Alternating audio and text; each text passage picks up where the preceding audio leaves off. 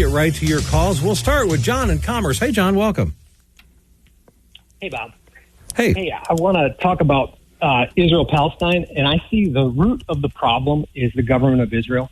The issue is that the dominant view in Israel is that they are God's chosen people, and so that means they're entitled to all of the land, and they don't want to permit the Arab Palestinians from having a kind of a voice in the government because they want a Jewish supremacist state.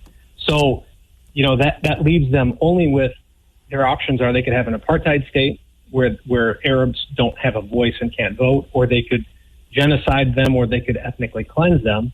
But they don't want, whether the Palestinians are peaceful or violent, they can't, doesn't matter because God gave them the land. And that's why Israel actually helped engineer the creation of Hamas.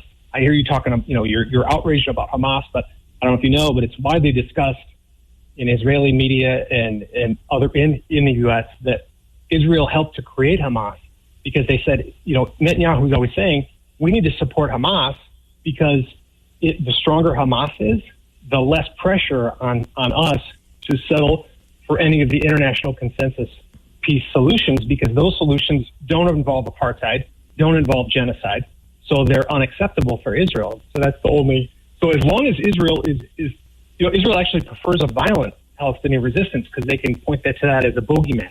See, okay. we can't have peace with these people. All right, let me tell you why I fundamentally disagree with you. To me, the evidence doesn't support any of this at all, and here's why I say that. First of all, as far as genocide, part of the liberal left-wing talking points is that because Israel happens to exist and because they still have settlements in Golan Heights and West Bank, that somehow is analogous to genocide. And I just find that fundamentally absurd. It's not. They went ahead and gave back Gaza when, frankly, I didn't think they should have even done that, but they went ahead and gave them back Gaza, but they still have settlements in Golan Heights and West Bank after the 67 war, the Six-Day War in 1967, and this war with Syria, Egypt, and Jordan. And so I think it's a perfectly fair debate to have to say, should Israel still be able to maintain settlements in Golan Heights and West Bank? I think they should. I think they're entitled to that land that they seized in 1967 war, but I don't mind a fair debate about that. Okay, fine. But to somehow suggest, as liberals do, that they're engaging in genocide by, quote unquote, occupying that land, I just think is ridiculous. And then when you have Hamas terrorists that are committing the kind of atrocities against Jews that they do, and that somehow Israel's going to be painted as the bad guy, I do not see any kind of logical argument or any kind of evidence to back up that perspective. I just think they're flat out wrong, and I fundamentally disagree with you, John. I don't think you're responding to what I'm saying. No, what did I not respond to? What specifically? Yeah, so I'm saying, like you just said, Hamas does terrible things. If you have a problem with Hamas, your problem is with Israel. I heard you say that the protesters support Hamas. I haven't seen any, because Israel supported Hamas. Israel supports Hamas. Israel is the one that engineered the creation. What is Israel doing today to support Hamas? As of October 7th, no, Israel is not supporting Hamas. But what were they doing on October 6th to support Hamas?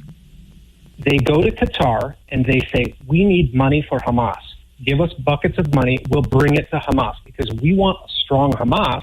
A strong Hamas weakens the Palestinians' ability and the pressure on us to have to do a peaceful settlement, which we don't want to do. I guess I'm kind of curious what are you basing that on when Hamas and Hezbollah regularly have launched missiles for years, for decades into Israel that they're getting through the underground tunnels funneled in from Iran? So, I guess I'm trying to figure out, what are you possibly basing this on? Hamas and Hezbollah have been attacking Israel for a long time. Yeah, I can send you all kinds of links showing Israel supports Hamas big time. Israel helped with the creation of Hamas. I don't know if it's billions of dollars, tons of money. They want Hamas to be strong because that's the bogeyman. I don't know if you're getting this, but that's the bogeyman that Israel can point to say the international consensus peaceful settlement. We don't want that. We're the chosen people. We want a Jewish supremacist state. So we want Hamas. They did it initially because the PLO's offers of peace were getting so overt that they were getting embarrassing. So, Yasser Arafat said Hamas is a creature of Israel. And you see more of it today with Netanyahu. He is the obstacle to the release of prisoners, of Israeli prisoners. The families of the prisoners are at his house screaming at him because they know that Hamas has repeatedly offered ways for these prisoners to get released, and Netanyahu won't allow it because he wants this propaganda win. He's murdering Israeli prisoners. It's called the Hannibal Directive. You look it up. Israel has a directive to kill their own people so that they don't. Hamas doesn't have the ability to negotiate with prisoners. Everything that you're saying right now, the reason that this makes absolutely no sense to me is because we are watching with our very eyes Hamas doing the kind of stuff that they've been consistently doing for decades. And so to me, it makes absolutely no logical sense whatsoever to think, okay, well, you can believe that Israel wants its own citizens to be raped and killed and mutilated. I don't. I don't see any reason to believe that that's the case, that they actually want themselves to be attacked by, do you believe that Jews wanted to suffer the Holocaust? I think not that's Jews. I think that's silly. Don't conflate Jews. The Israeli government wants all the land. I'm not conflating the Israeli government. I'm talking about atrocities against a group of people, and what you're saying is they want those atrocities to continue, and that to me just makes no logical sense. The Israeli government does. The Israeli government does because it's the bogeyman that they can use to say we will never settle with the Palestinians. They do. Yeah, they do the things that they know. They do the things that they know will produce a violent reaction. Now they don't know exactly. Here's going to be. Here's the only problem with that theory, though. Okay, go back and look at all of the armed conflict that's happened between Hamas and Israel, or Hezbollah and Israel, and count the number of times that in the middle of a peacetime, Israel launched an unprovoked attack in one of the Palestinian territories versus the other way around. And you know what you see consistently? It's Israel that's getting sucker punched by Hamas and Hezbollah. It's not them getting. This is another thing. When out of the blue did Israel sucker punch one of the Palestinian territories? 1967. The 1967 war was a preemptive strike by Israel. Everybody knows this. I don't know why you keep saying that the Palestinians. If you want to debate the '67 war, that's a completely separate debate, and I'm happy to have that debate too. Okay, Syria, Egypt, and Jordan and Saudi Arabia were setting up war against Israel. Israel launched, in some cases, preemptive strikes to fight back against them. But this was a 6-day war that lasted. Israel won, and you know something. And you know something? That's where you get into what kind of danger was Israel in because their enemies are closing in on them. Okay, and so as far as who actually told them they were not in danger. U.S. intelligence, the Johnson administration told them they're not going to attack you. You don't have to do this, and they did it anyway.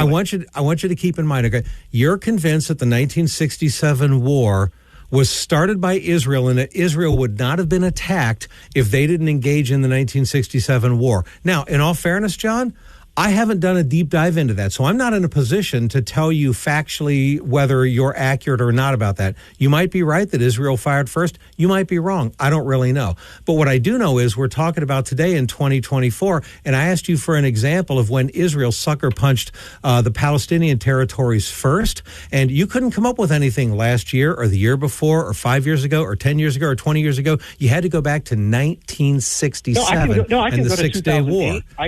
2008, just after Obama was elected, they killed Hamas people, and then that initiated Operation Cat in counteroffensive.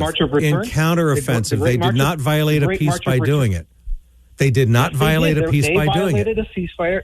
Okay, we can just say you're wrong. I'm wrong. You're wrong. We are. You know what? And we are going to agree to disagree on this. But you know what? You would think, honestly, John, even if you look at Israel and the Palestinians, and you're one of the Palestinian sympathizers and you see Israel as a bad guy, okay, you would think that you would at least say, okay, hold on a minute. When Hamas comes in and starts raping and torturing Jews the way that they're doing and mass slaughtering 1,200 of them in a day, you would think that you would be at least second guess your allegiance with the Palestinian side over top of the Israeli side.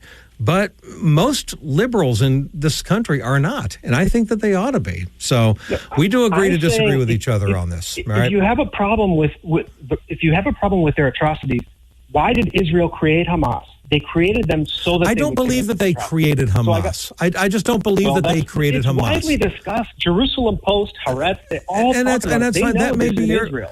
I don't believe that they created Hamas. Now there may be some Israel kind of created Hamas. John, hold on.